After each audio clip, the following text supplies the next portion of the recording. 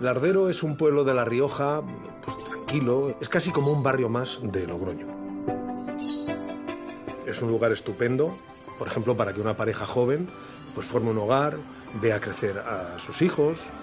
Es un sitio, yo diría que perfecto, precisamente para lo contrario, para que un asesino se oculte a la vista de todos. Yo conocí a Francisco Javier Almeida en la prisión del Dueso. Yo sabía que cuando este tipo pusiera pies en Polvorosa, podía liarla. Él estaba escondido, camuflado, como un león agazapado, a esperar a su presa. Estaba en el banco con los nenes y el señor estaba detrás de ellos en el banco de atrás y estaba observándoles. Estaba esperando al momento idóneo y lo consiguió. Mi sobrino tenía 9 años, pero no la arrebata un asesino.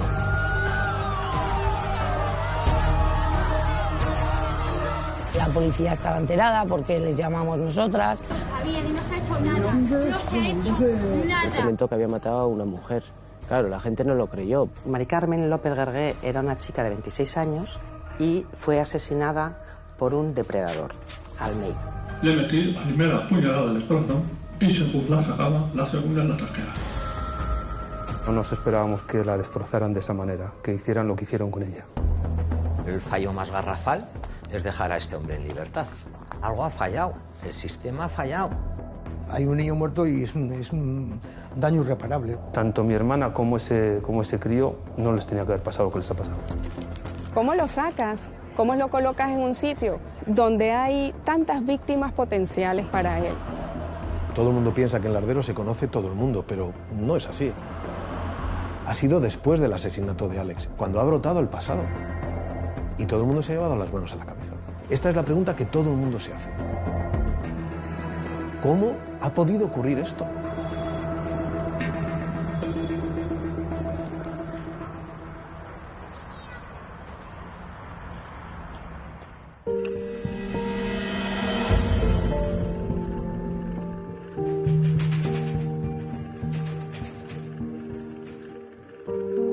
La unión que tenía yo con Alex era una unión muy especial. Ahí tengo una foto de él, que nada más que la miras, te está mirando. Aunque te pongas de frente, te pongas de costado, te pongas en la derecha, te pongas en la izquierda, Alex me está mirando. Siempre va a estar en la mente de la familia, pero no la arrebata un asesino. No es una enfermedad, no es un accidente. Puedes perder un hijo con una enfermedad, un accidente. Pero es que no ha sido la manera esa. Ha sido que en un minuto que estás en tu ocio, venga un señor, porque sí, lo elija, lo mismo que eligió Alex puede elegir a otro, y que te le quite, te aparte la vida. Te deje una familia rasgada. Los padres lo van a tirar para adelante, mal, porque están tirando mal. Son muchos recuerdos. ¿Sí? ¿Sabe a quién me viene a la memoria? Que también lo he pasado muy mal. A su hermano. El crío lo está sufriendo muchísimo. No tiene la alegría que tenía cuando estaba su hermano. El crío se lo guarda todo. Está de psicólogos. Cuando viene Alex, sabe que su hermanito no va a volver. Se lo guarda todo, pero cuando explota, explota de verdad.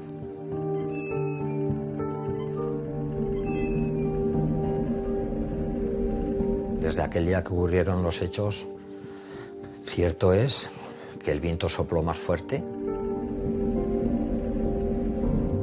las hojas empezaron a caer.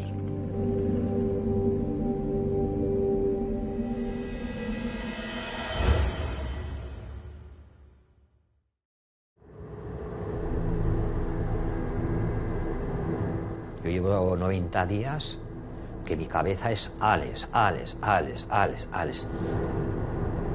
La verdad que por dentro te hierve la sangre, te corroe.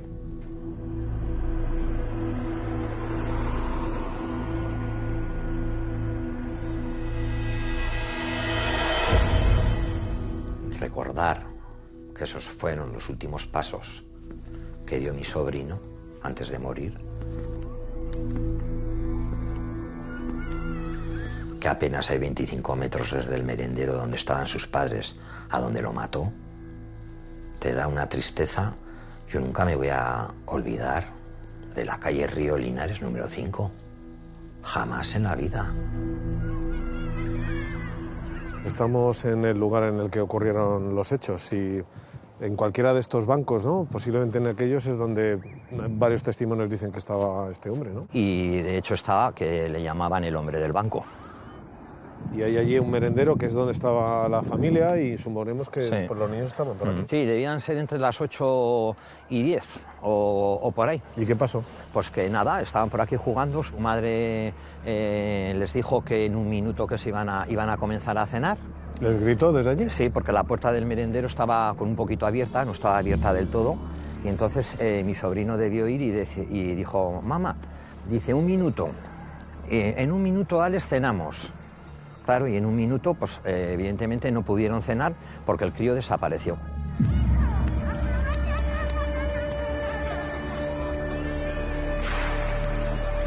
Entonces en la calle estaba la amiguita de 4 años y mi sobrino Alex. Entró la cría al minuto de pasar las cosas y diciendo que un hombre desconocido se había llevado a Alex. Y entonces pues ya saltaron todas las alarmas. Mi sobrina al minuto llamó al 112. De manera inmediata, lo que se trasladan a ese lugar, a la localidad de Lardero, son las unidades de seguridad ciudadana. Acude también Policía Local de Lardero y a partir de ahí se empieza a buscar en los edificios a este menor porque una niña dice que ha visto cómo se lo ha llevado una persona adulta.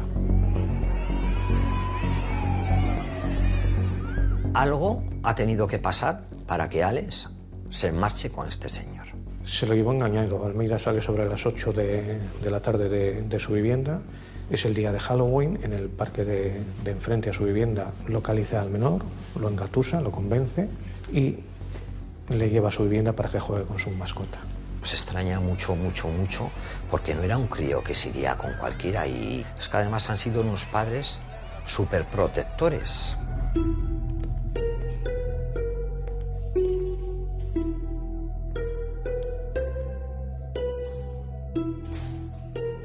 Ese día, yo cuando salía de mi local, entré en el bar de aquí, del Chester, y en cuanto llegué entró una chica, una señora, pues diciendo que había desaparecido un niño y que se lo había llevado un señor. Al minuto de dar aviso a la policía y se presentó, vinieron hasta aquí justamente y cogieron, y aquí en este portal, en el número 6, es donde estuvieron mirando en un principio, en todos los pisos, en todos los imaginaban regalos. por lo rápido que había sido todo que tenía que estar cerca. Claro, ¿no? claro.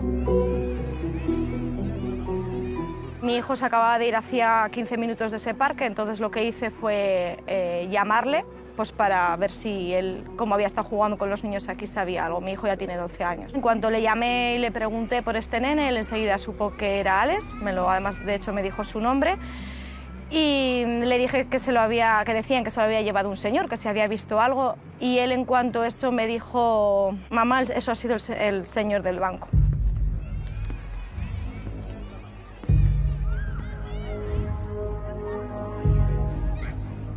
Había muchos que incluso eran capaces de ponerle cara a este señor porque les había pasado con sus hijos. Otros, como mi caso, no le poníamos cara, pero sí sabíamos que algo pasaba y que siempre estaba sentado en un banco. La primera vez que yo supe de este hombre fue porque mi hija llegó con su amiguita, con una vecina, a decirme que había un hombre que le seguía.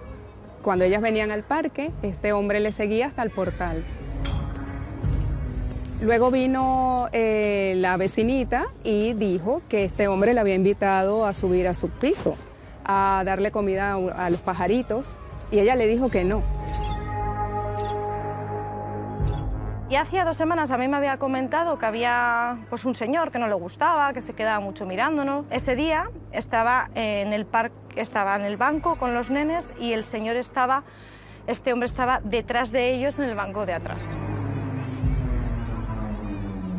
Él me dijo exactamente cómo era el hombre, que era fuerte, pelo blanco, la parte de adelante no tiene pelo, me lo describió tal cual. Entonces yo lo que hice fue salir del bar, cruzar toda esta plaza, le dije, voy a hacer a Guardia Civil que están en el portal de al lado del Trébol, y ahí mismo me dijo mi hijo que ahí no vivía, que vivía en el número 5.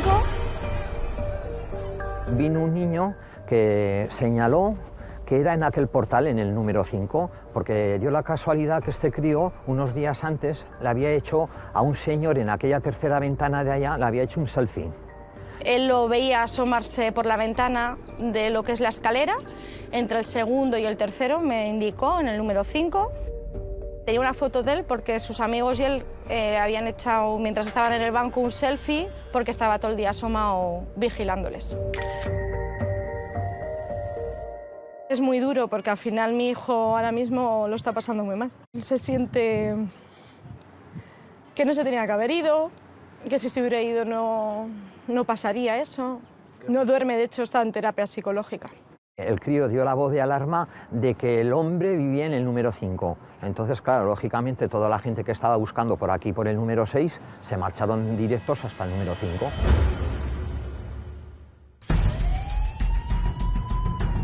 La gente de la policía local entra, suben a estas escaleras y en la segunda planta encuentran a Almeida con el pequeño Alex en brazo. A partir de ahí van llegando agentes de la Guardia Civil, custodian a Almeida, un agente de la policía local coge al pequeño Alex, lo baja aquí y otro agente... ¿Aquí mismo? Aquí mismo. Los padres lo vieron en el portal. Vinieron unos médicos y vino una vecina que debía ser enfermera. Le pusieron un desfibrilador, pero ya no daba señales, no hacía nada el desfibrilador. ¿Qué quiere decir? Que el crío ya no tenía ninguna constante vital. En esos momentos ya había fallecido, estaba muerto. 40 minutos da mucho tiempo para muchas cosas.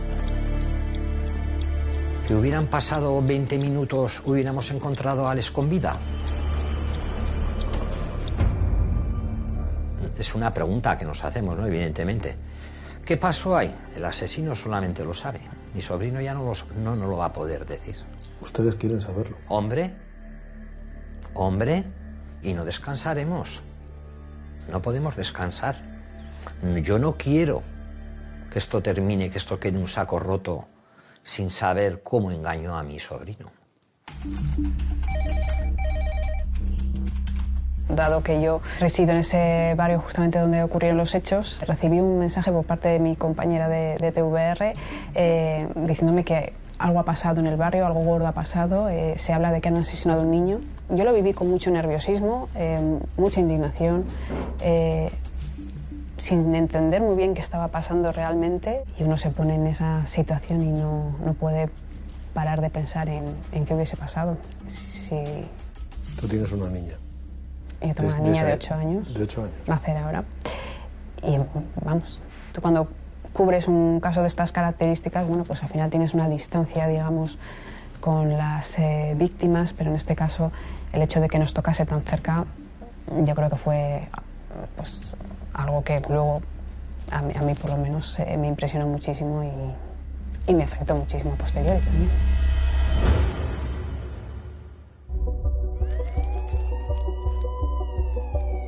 Aquí en la segunda planta es donde se procede, ya una vez que aquí se ha certificado ese fallecimiento, es donde se procede a la detención del señor Almeida.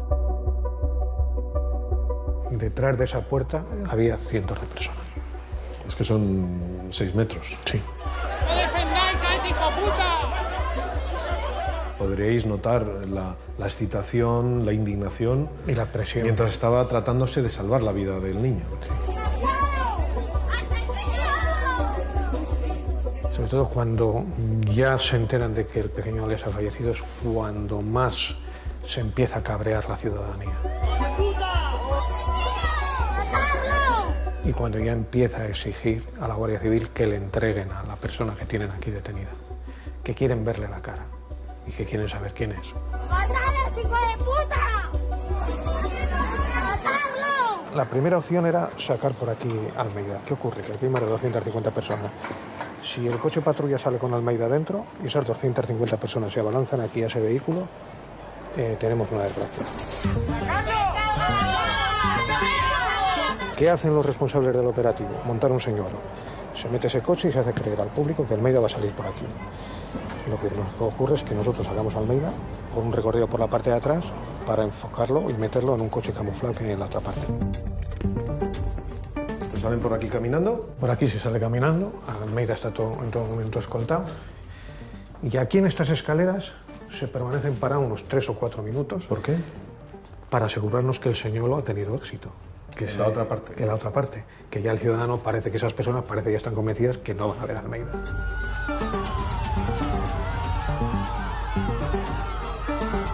Una vez que se da el aviso de allí, que parece que las cosas se han apaciguado, Almeida sube por aquí. El vehículo camuflado está estacionado aquí. Cuando se está metiendo Almeida en el vehículo, había 4 ciudadanos que dieron la vuelta al edificio e intentaron agredirle. Los agentes de la Unidad Orgánica de Policía Oficial son los que impiden que Almeida sea agredido. Se le mete en el vehículo mampara y se sale de dirección ya a las dependencias de la orden. Uno de los guardias civiles, no sé por qué, pidió la documentación a un vecino porque había aporreado el coche donde este señor iba y así. Y a mí en ese momento me salió ir donde él y decir, ¿pero en serio? ¿Estáis pidiendo la documentación a este hombre cuando vosotros no habéis hecho nada? Y de hecho yo creo que hay un vídeo en el que me captaron justo en ese momento, que yo le gritaba, le decía, es que no habéis hecho nada, si es que ya lo sabíais. Sabían y no se ha hecho nada, no se ha hecho nada.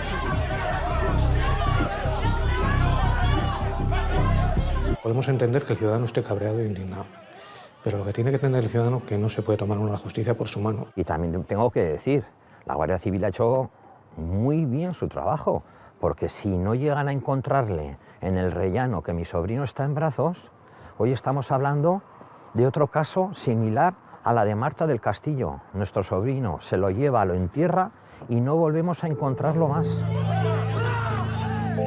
No sé hasta qué punto la gente en ese momento de la noche, llegó, por lo menos hablo de los vecinos que estaban allá, llegó a saber el pasado delictivo de Francisco Javier Almeida. A raíz de lo que empezaron a publicar los medios de comunicación, de lo que empezamos a publicar, claro, ya se situó a esa persona, se situó a Francisco Javier Almeida, y fue entonces cuando, por supuesto, todo el mundo alucinó.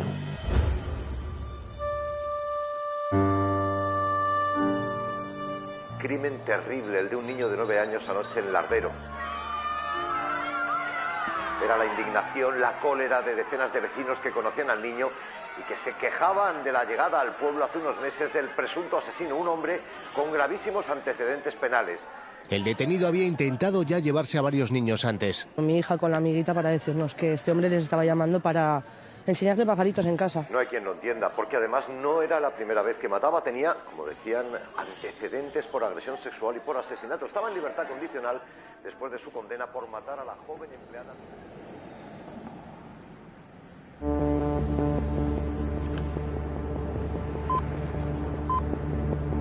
Son las 7 de la mañana y nos trasladamos a la localidad de Lardero, en Logroño. Iba conduciendo, iba a trabajar a las 7 de la mañana y oí pues un crimen en Lardero. Y sigue la noticia, un viejo conocido de la policía, Francisco José Almeida. Ahí se me heló el corazón, se me heló la sangre. Estos acontecimientos hacen sacar todo el dolor otra vez. El dolor, la rabia, la impotencia, la injusticia. Desde ese día llevamos días sin dormir, mal.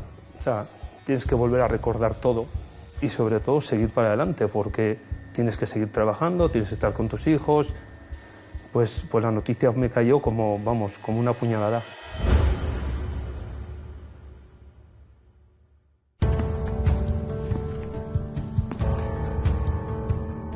En tantos años que llevo aquí ha habido de todo tipo de delitos. Hombre, el más marcado es el asesinato de la inmobiliaria.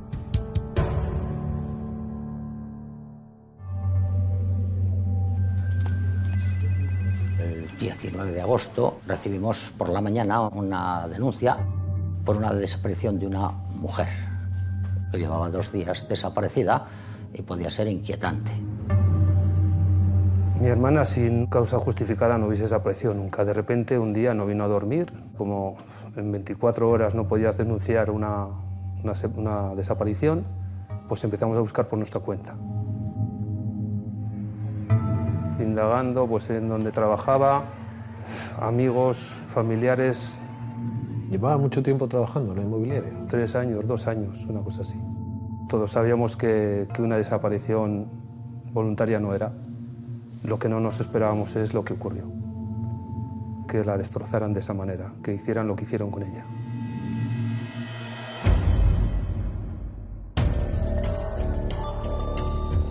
El 17 de agosto de 1998, Almeida visita un piso con Mari Carmen.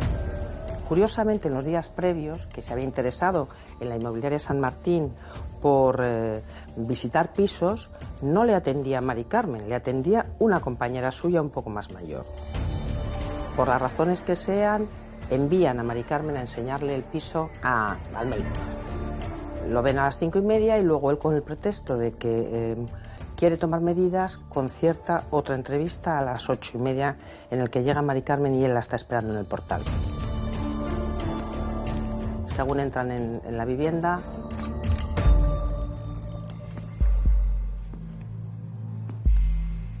él va por detrás y según llegan a un dormitorio con 2 camas, es donde se abalanza de manera brusca, imprevista y por detrás. Y ahí viene el reconocimiento de la alevosía, la inmoviliza y boca abajo es donde se produce 17 cortes, de los cuales 16 son pequeños, superficiales, que lo único que buscan es generar sufrimiento y excitarse sexualmente, y luego ya le provoca una puñalada directa en el corazón, del que muere inmediatamente.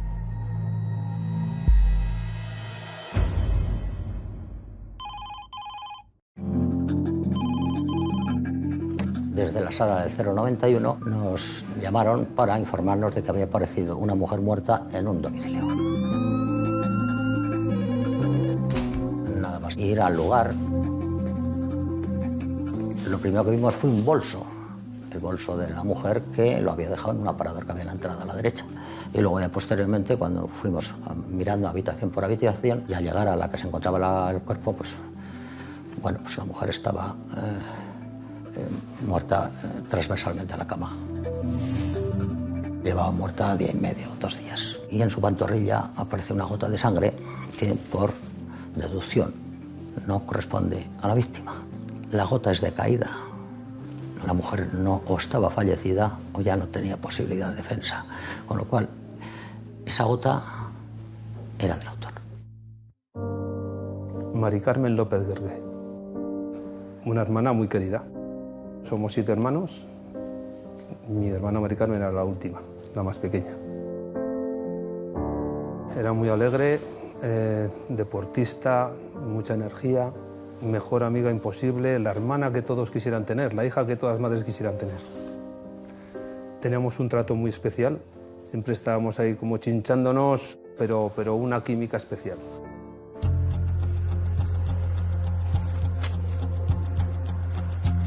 Mari Carmen López Guergué era una chica de 26 años que se casaba pocos meses después y fue asesinada por un depredador, Almeida.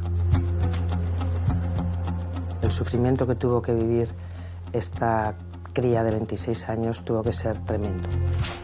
Se produjo un abuso sexual que, si me permites, no quiero entrar en los detalles, aunque según la sentencia no consta que hubiera penetración, pero sí que se excitó mientras ella agonizaba. Y le faltan la ropa interior. Hay una móvil sexual, sin ninguna duda. ¿Encontraron ustedes el arma homicida? No. El cuchillo o la navaja que utilizó para matar a María del Carmen no lo encontramos. Es uno de los enigmas del caso. Sí, la navaja y las bragas que se llevó. Y nunca aparecieron. Es un dolor, una impotencia que nadie que no lo haya pasado lo puede entender. Un dolor que el tiempo no va a borrar. El recuerdo, sigues viviendo, sigues tirando para adelante, tienes hijos, familia, hermanos, primos, sigues haciendo la vida igual, pero el dolor está siempre ahí. El recuerdo de ella no se olvida nunca. Si realmente lo superé es porque mi madre lo superó. O sea, ver a mi madre, la fortaleza de mi madre de seguir adelante, yo tenía que seguir. Por mis hermanos, por todos. Al día siguiente hablamos con 2 personas que lo conocían, al autor. Y nos dicen que sí, que efectivamente, el día de los hechos, cuando murió, Pachi estaba con ellos. Pachi le llamaban. Pues estamos hablando de Francisco Javier Almeida. Estos amigos lo que hacen es situarlo ya ese día a las 8 de la tarde. Y el 22 lo detuvimos a mediodía. Él nos dice que sí estuvo con ella a las 5 de la tarde, a las 5 y pico. Y nos dice que se cortó con un metro que allí había.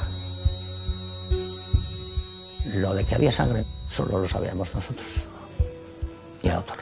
Y luego se pudo determinar que el autor era Francisco Javier.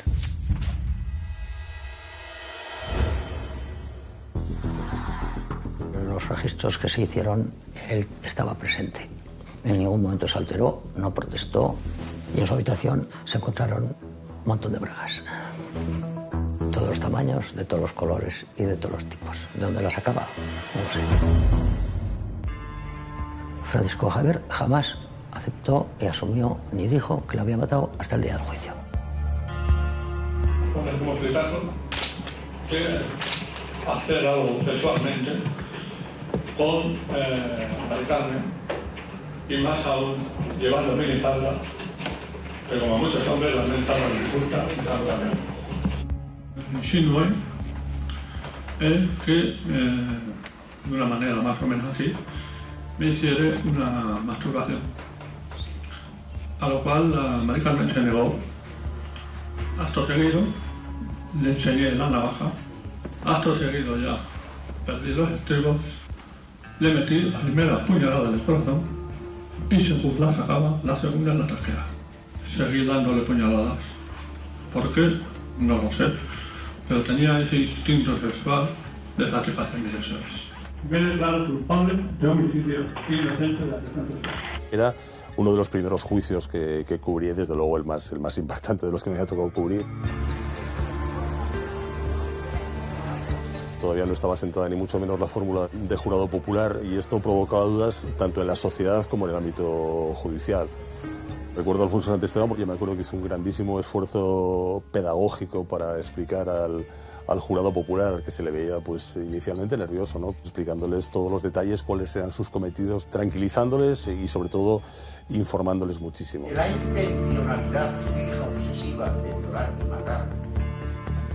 Fue un juicio muy mediático, tuvieron muchas cadenas de televisión, radio, prensa escrita, no solamente, digamos, locales, sino a nivel nacional.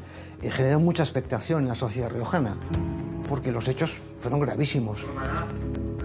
Luego recuerdo a Victoria de Pablo, fue muy dura en los cuestionarios, en las preguntas que hacía. Utilicé una treta que me parecía que funcionó bien. Y es que yo le miraba tan fijamente como él a mí, porque yo lo que quería es que el jurado viera cómo era. El acusado mintió hace 10 años. Eso en aquel momento, aunque haya razón. No me produjo miedo en ningún momento. Me produjo desprecio, repugnancia. Era frío. Y se enfadaba. En primer lugar, me he sentido ofendido por parte del Ministerio Fiscal. Mire, perdone, pero perdón un momento. Una manifestación, teniendo en cuenta lo que estamos juzgando, no sé cómo llamarlo. No sé cómo llamarlo. Es que compararme con un actor, cuando mi corazón me dice que yo me arrepiento del corazón, eso no es un actor, eso es el corazón el que nos manda. Eso sí que lo veo por. Eso lo pongo bien claro. El acusado se sentó junto a sus abogados, que eran 2, era un abogado y su hija, también abogada, y no habló mucho con él. Eso revela desde mi punto de vista que estaba un poquito ajeno. Era como, diríamos, al tendido, que no estaba, aquello no iba con él. Se ve en las imágenes cómo está jugando con el pie, las piernas cruzadas y moviendo el pie rítmicamente, se toca la cabeza. Incluso hay una vez que está hablando el abogado defensor de una intención de violar o matar, está haciendo esa referencia y suelta una sonrisa. Nos impactó mucho las explicaciones suyas de por qué aprende Aikido, los golpes los recibía por la espalda. En fin, lo tenía todo muy nítido. El Aikido, yo empecé a hablar Aikido cuando era un chaval. Y era porque todos los golpes de toda la gente que me metía conmigo, me venía por detrás. Y yo no oigo a la gente que me viene por detrás. Yo no oigo los pasos que da la gente. No oigo los de la gente. Para poder defenderme. No solamente inmovilizarme. Señor Almeida, por favor, póngase junto a su abogado, que es donde... póngase ahí. Sí. No solamente es una técnica de inmovilización, como aquí explicó Arturo Rochón. Es una técnica de defensa que permite defenderse hasta de rodillas y tumbar. Es el arte marcial más idóneo para una persona que tiene una discapacidad. Yo no soy psicólogo ni psiquiatra, pero no creo que justifique hasta ese punto de causar la muerte de una persona, y además de la forma que lo hizo. El jurado en este caso entendió que el acusado sabía lo que hacía, sabía que lo que cometía estaba mal y que constituía delito, como era matar a una persona y encima abusar de ella. Sí recuerdo, porque lo tengo muy grabado, que cuando estaba explicando esto, el psiquiatra de la asociación dijo, mirando al jurado, sé que es muy difícil entender que la maldad existe, pero el acusado distingue perfectamente el bien del mal. Le puse 20 años porque era la pena máxima por asesinato y 10 por la agresión sexual. Él midió perfectamente los tiempos de dolor y los tiempos de muerte, perfectamente. ¿Qué pensarían los que ponen las leyes que cuando le quitan la vida de la forma que le quitaron la vida a mi hermana, te van a dar una indemnización de 40 millones de pesetas pagando 20 euros al mes? Al principio tenía que bajar mi madre con un hermano de Aguilar a Viana a firmar que recibía, y era pues imagínate, eran 2 días sin comer, sin dormir, tener que estar soportando todos los meses el nombre de esa persona cuando pagaba. Casi todos hacen lo mismo. Van pagando 50 euros, 40, para cumplir uno de los requisitos que saben que van a necesitar para poder obtener en su día o el tercer grado o la libertad condicional. Para pagar, y no es ninguna actuación, le quiero perdón a la familia.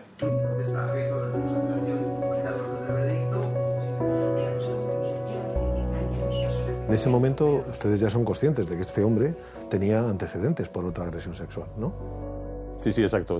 Fue durante el juicio cuando se conoció que esta persona era reincidente, que había cometido ya un delito unos años antes. Socialmente es muy difícil de asumir, ¿no?, que una persona que ya había cometido un delito, que vuelva a la calle y vuelva a matar otra vez. ¿Cómo pudo ocurrir? ¿O por qué tuvo que ocurrir? No tenía que haber ocurrido, no tenía que haber estado en la calle. Tanto mi hermana como ese crío no les tenía que haber pasado lo que les ha pasado. Es lo que más me indigna.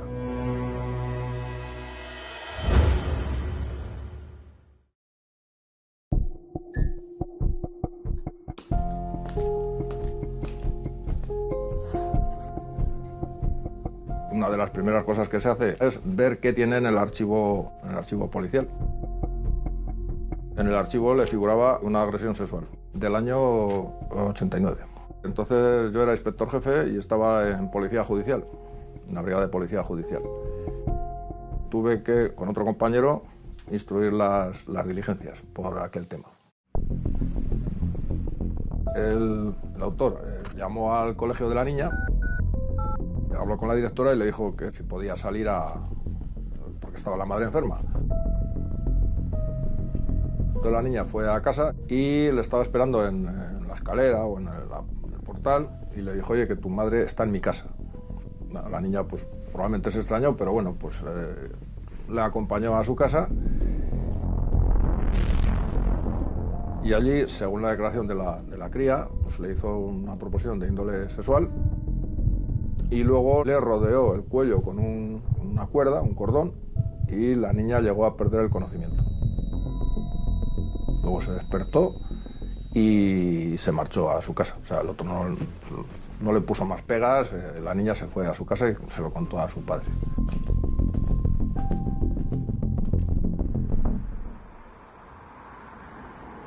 El padre denunció los hechos tal cual habían ocurrido y después tomamos declaración a la niña. Y lo único que dijo, que no recordaba porque había estado inconsciente, que tenía la pernera y la bragueta mojada, pero la niña no recordaba más detalles.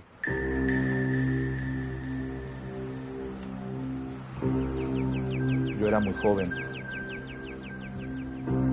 Me acuerdo de aquella noticia. Sí, identifiqué en ese momento, hombre, el chico que ha estudiado en el colegio con nosotros, ¿no? Con mis hermanos, conmigo.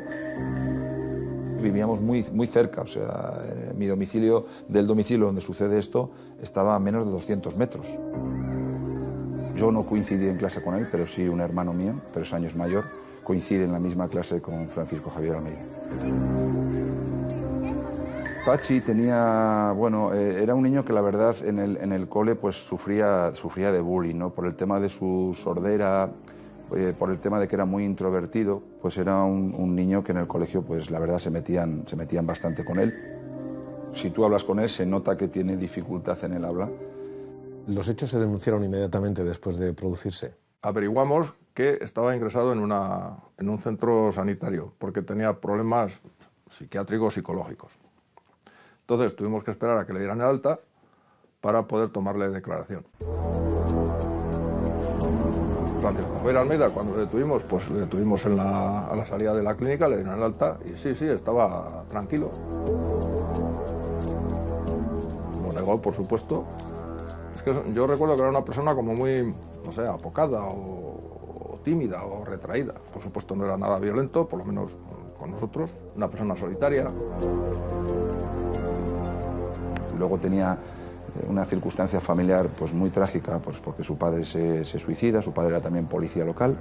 Él ya sufría de pequeño, esto contado por su propia hermana, pues una psicopatía para mí evidente, ¿no? Un niño que disfrutaba haciendo daño a los animalitos, a los pajaritos, ¿no? Retorciéndoles la cabeza, ¿no? Esto ya es un síntoma claro, según los psiquiatras, de una psicopatía, de una crueldad, de un sadismo, ¿no? Hablar cómo era él de niño. A ver, yo recuerdo de entrar a mi casa y él tenía el pájaro en la mano y decir que se había muerto. Y en realidad era que lo había estrangulado. Yo lo conocí en el acto del juicio oral, en la celebración de aquel procedimiento. Fueron 7 años de condena, de prisión, lógicamente. Yo he sido juez de vigilancia durante 5 años y yo a esta persona le tuve que ver en varias ocasiones en visitas que me pedía. Si me preguntas si yo tuve algún temor, nunca lo he tenido. Conmigo era correcto. Realmente pues no tenía ninguna sensación de culpabilidad o de arrepentimiento. Estaba interesado en los permisos. Luego el familiar que venía, pues por supuesto también lo entiendo que era la madre, muy apesadumbrada, pues se preocupaba sobre todo pues, por el estado del hijo, la posibilidad de permisos. Es lo que recuerdo de esa etapa. Cuando ocurre todo el crimen de la inmobiliaria, su hermana decide romper con su hermano totalmente. Y está un montón de años sin hablar con su hermano mientras su hermano está en prisión. Yo conocí a Francisco Javier Almeida en el mes de marzo del 2013, en la prisión del Dueso. Era una persona con estudios, era una persona que sabía bien por dónde se movía y se le vio una persona inteligente. Un conocido mío de hace muchos años me comentó que está por violar y matar a una señora de una inmobiliaria en Logroño. Ahí hay gente que le gustaría cogerle y partirle la crisma allí contra una ventana, sí. Pero el problema es que el sistema le tiene que proteger. Y la familia en prisión, si le pasa algo a ese familiar, puede reclamar un dinero. Pachi tenía en prisión una relación, solía venir a verle, una especie de novia, no sé si le pueden llamar. Tenía una novieta allí y todo. Mira, y te soy sincero, a Miguel Carcaño le escriben miles y miles de chavalas. Algo está pasando en un país cuando personas que cometen determinadas cosas acaban siendo príncipes.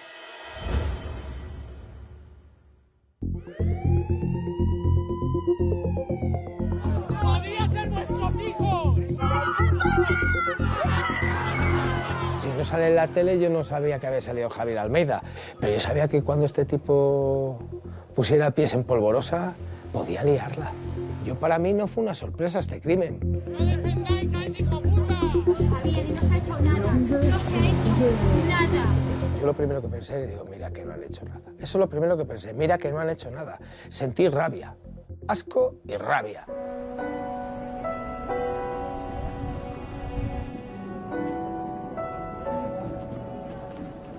A raíz del suceso del niño Alex, la hermana se pone en contacto conmigo porque tenía una gran carga por él y me manifestó que no estaba sobrellevando nada bien lo de este niño porque en cierta manera se sentía, no responsable, pero sí muy afectada, ¿no? Lo primero es acompañar a la familia del pequeño Alex en su dolor. Estamos consternados con lo que ha sucedido. Llevamos días sin descansar, sin dormir, por lo que este monstruo le ha hecho al pequeño. Me pongo en el lugar de esa familia. Nos hubiese gustado acompañarlos en su dolor, en esa concentración por un niño inocente. Era la única persona que Francisco Javier Almeida tenía, por decirlo así, contacto fuera, era su propia hermana. Y claro, uno de los requisitos que la Junta de Tratamiento e Instituciones Penitenciarias pone para la concesión ya de un tercer grado, de una puesta en libertad provisional, es que tenga alguien afuera, una especie de persona que se vaya a hacer cargo de él. Se pusieron en contacto conmigo un psicólogo y el trabajador social de la prisión para decirme que lo tenían que poner en libertad, que él había hecho las terapias de rehabilitación y que lo iban a reinsertar, que yo ayudara a reinsertarlo, ayudando pues un poco a todo, a encontrar vivienda, a buscar trabajo. Ella me lo dijo textualmente. Si a mí instituciones penitenciarias me llega a decir que había informes en contra, habría dicho que vamos, que le hubiesen dado 2 vueltas a la llave de su celda y la habrían tirado al mar la llave. O sea, jamás se me habría ocurrido el proponerme como persona de enlace afuera si yo hubiese sabido que mi hermano seguía teniendo los problemas que tenía, ¿no? El sistema, evidentemente, ha fallado. Habría que buscar el porqué.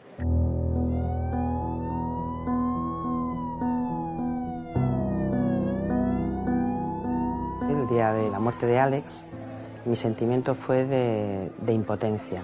De impotencia porque, por desgracia, no me pilló de sorpresa.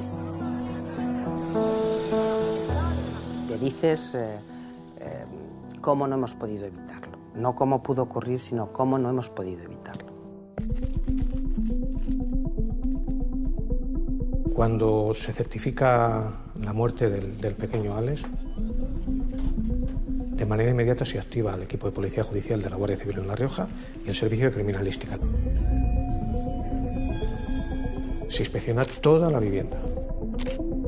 Se recogen pelos de la peluca, que se ve perfectamente en las imágenes que se dieron a conocer. Y diferentes muestras de ADN, que es lo que se manda a analizar. En el salón lo que tiene es la jaula donde está el animal. Creo que es una porni. Entendemos que donde está la mascota es donde acaba con su vida. A la mañana siguiente se realiza la autopsia al pequeño Alex y ahí ya se puede certificar que su muerte ha sido por asfixia. No se le ha podido salvar la vida al pequeño, pero la RAPID ha permitido detener a este individuo y ponerlo a disposición judicial. El día de la reconstrucción fue también un día complicado para los investigadores. Almeida no colabora en ningún momento durante la instrucción de las diligencias. No habla, no dice, calla, no responde a las preguntas. En Francisco Javier Almeida observé sobre todo su mirada, ¿no? Esa mirada que puede ser similar a la de un depredador, esos ojos vacíos, ¿no? Carentes de expresión. Estamos hablando de un delincuente, de un asesino, que está curtido, que ha pasado más de media vida en prisión y sobre todo que conoce el sistema.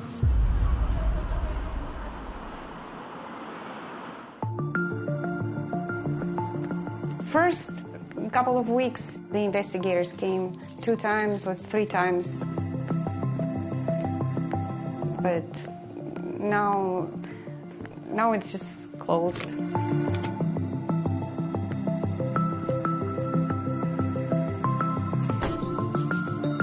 What do you remember about this neighbor? He was very communicative and very talkative, but very polite. He asked me for my number one time. Your telephone number? Yeah. I tried to escape the conversation, but he was very insisting all the time, asking me always to go tomar algo. And I kept telling him no. He kept inviting me either to his apartment or to go to pool in the summer together, and I kept saying no. It didn't seem strange. I didn't feel fear, and that's when this happened.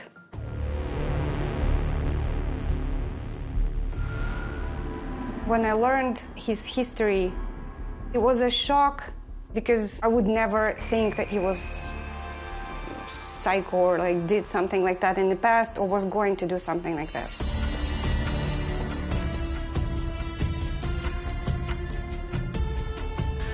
Y pasaba desapercibido, no llamaba mucho la atención y lo que estaba es eso, esperando pues como un león agazapado a esperar a su presa.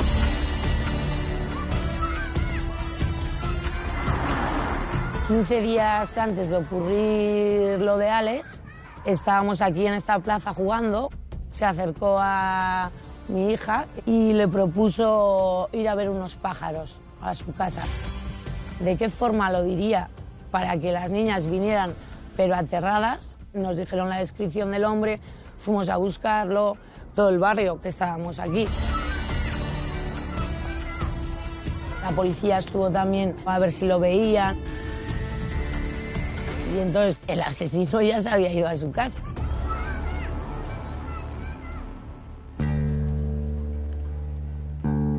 Los policías locales todos los días están en dos sitios, cruzando a los niños en un colegio y cruzando a los niños en otro. Los padres, solo con tener una referencia de quién era y que hacía cosas raras, le hubiera dado pie a policía local para identificarlo. Identificarlo simple y llanamente es decirle, ¿me puede dar su DNI, por favor? Con ese DNI ellos tienen registro de esa persona, si está fichada, si no está fichada, si tiene antecedentes penales o no, porque pueden acceder a esa base de datos. Y en él hubiera saltado. La policía estaba enterada porque les llamamos nosotras, estuvieron hablando con las niñas lo describieron, llevaban camisa de cuadros, la forma de pelo, el vaquero. La descripción las niñas lo dieron perfecta.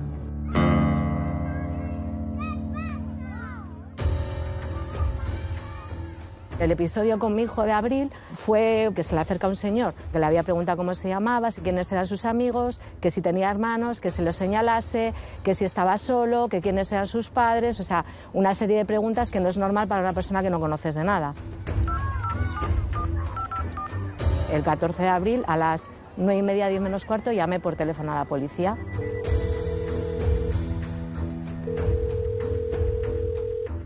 Me comentaron pues que no era una situación normal, no le parecía muy lógico que un señor que no conocíamos de nada le hiciese todas esas preguntas, que estuviésemos muy pendientes si veíamos algo raro, que volviese a llamar, pero que denunciar no se podía denunciar porque no tenía ningún dato de este señor.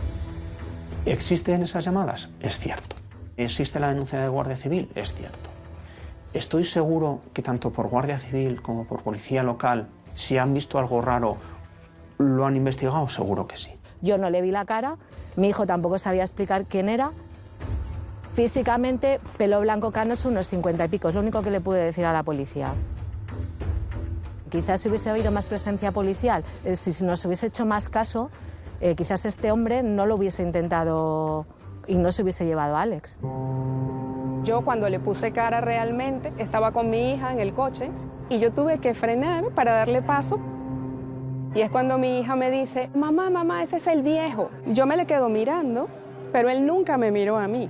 Siempre miró a la niña y le saludó como que era su amigo de años. Y mi niña volteó la cara y me dice, mamá, ves que me da miedo mirarlo, mira cómo me saluda como que si es mi amigo. Yo no lo conozco, yo no sé quién es, me dice.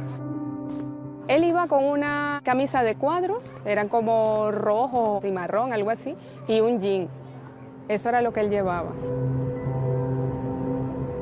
Es un sentimiento muy desagradable pensar que tal vez pudimos haber hecho más.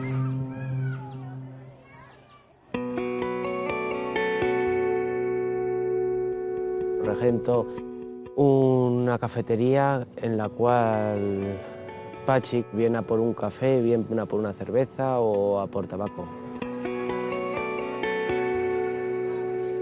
Un día puntual que se sentó con otros, él comentó que había matado a una mujer.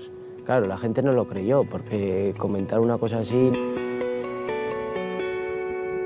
En el bar Anayet escucharon en su día que él se jactó de haber matado a una mujer. ¿Alguna llamada se produjo? Un segundo. Sí.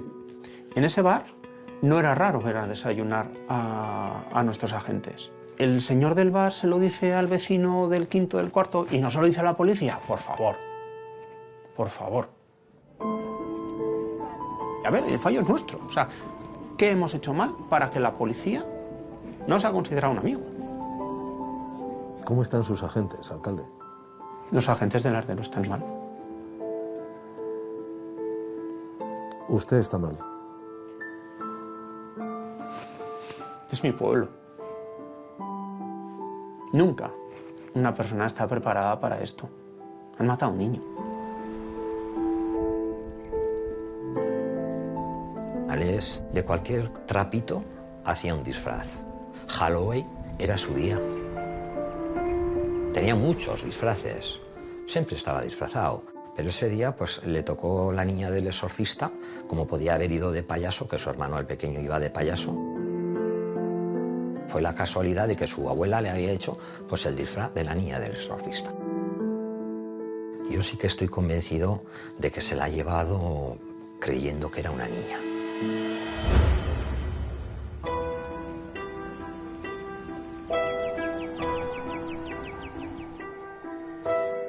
Hemos personado los juzgados en nombre de los papás de Ale y llevaremos también la acusación particular. Usted ya se había personado en nombre de la Asociación Clara Campoamor como acusación popular, pero también va a asumir la acusación particular. Sí, sin duda alguna la calificación será de asesinato. Pediremos prisión permanente revisable y sin duda aquí estamos ante un asesinato.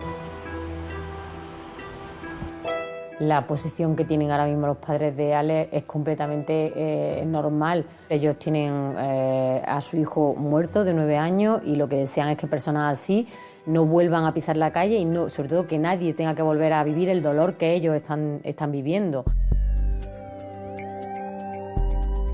Esa misma noche nos dicen que la persona que ha asesinado a ese niño tiene antecedentes penales por agresiones sexuales y asesinatos previos. Yo miro al jefe de la policía local y digo, ¿sabemos algo? Y dicen, nada. Miro al sargento de Guardia Civil y digo, ¿y vosotros tampoco sabíais algo? Dicen, nada. Dicen, la ley les protege. Yo creo que el ayuntamiento no lo tiene que saber, ni el vecino, probablemente de al lado, pero las fuerzas del orden, policía, Guardia Civil, por lo menos que sepan, tener un aviso de que hay unas personas de estas características. Igual si alguien denuncia un problema, tienes por dónde iniciar. Entiendo que puede ser estigmatizarlo y que también tiene sus derechos, pero igual se pueden controlar más, igual se puede hacer una vigilancia un poco más personalizada. Hoy ha sido un día muy especial en la localidad riojana del Ardero. Había que volver al colegio después del crimen del pequeño Alex, con padres y pequeños muy afectados y con la polémica sobre la excarcelación del sospechoso aún muy a flor de piel. En el año 2020, cuando ya en febrero, cuando había cumplido 3/4 partes de la condena, se le otorga el tercer grado, pero un tercer grado restringido, que no podía salir del centro de inserción social en el que se encontraba. El fallo más garrafal es dejar a este hombre en libertad. Algo ha fallado, el sistema ha fallado. En este tipo de delitos y el tipo de delitos que ya había cometido Almeida, el riesgo cero es muy difícil, pero sí que hay mecanismos de control que permiten analizar si una persona está preparada para esa reinserción social o no. Una de las cosas que tenemos que tener muy claras es que se le concede el tercer grado penitenciario en contra de los informes que se han realizado por parte de los trabajadores penitenciarios. En la parte técnica de la Junta de Tratamiento se oponía a la concesión del tercer grado del interno. Entonces, el interno recurre y la Secretaría General, el centro directivo, concede este tercer grado, que claro, evidentemente conlleva su traslado a la prisión de Logroño. Entonces ya quienes se hacen cargo de ese expediente ya no son quienes conocen directamente tanto al interno, porque los que han trabajado con ellos son los profesionales del Dueso que han estado más de 20 años tratándole. Entonces, pese a las discrepancias, ¿todo ocurrió dentro de la legalidad? Se ajustó a legalidad. El juez de vigilancia penitenciaria puede acordar que tenga esa libertad condicional cuando se ha cumplido las 3/4 partes de la condena, el reo tiene una buena conducta y está en tercer grado. En este caso en concreto faltaban 2 años para que la pena se hubiera cumplido de manera íntegra. Pero claro, evidentemente al final la pena se cumple. Nosotros hacemos nuestro trabajo dentro, pero necesitamos la implicación de otros elementos fuera para que no vuelva a haber reincidencia por parte de estos internos. Sí que habría que tener algún mecanismo que permitiera que determinados perfiles se les pusiera algún tipo de impedimento para acercarse a determinados lugares o para hacer determinadas actividades, para ostentar determinados puestos de trabajo. La indignación en el barrio sigue siendo la misma porque no entendemos cómo un señor con esos antecedentes podía estar viviendo a 30 metros de un colegio y a 50 de un parque. Esa gente, lo siento, pero no merece más oportunidades, porque las oportunidades son que se llevan vidas por delante. O sea, no hay que darles oportunidades a según qué perfiles. No queremos que se repita, me da igual que sea aquí que en otro sitio. Nos da igual, queremos que las leyes cambien, que no amparen a este tipo de delincuentes. Todos aquí en el barrio nos preguntamos eso. ¿Cómo pudo ocurrir esto?